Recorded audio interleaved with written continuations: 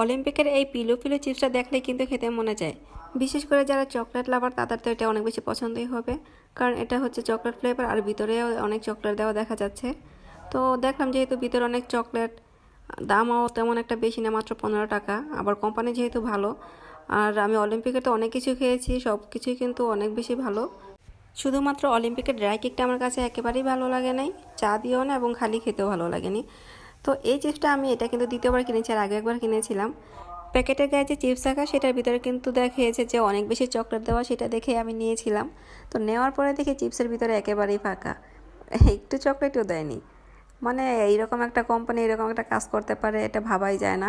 এমনিতে কিন্তু চিপসটা মজাই ছিল, তো তারা যেহেতু ভিতরে এরকম চকলেট না দিবে দেখানোর কোনো দরকারও ছিল না। দেওয়া ছবির উপরে দেখলাম, সেটা দেখে আমি প্রথমে এই চিপসটা কিনেছিলাম। কেনার পরে তো আমি ধোকাই খেলাম, ধোকা খাওয়ার পরও আবার কিনেছি, কারণ এই চিপসটা আসলে খেতে অনেক বেশি মজা।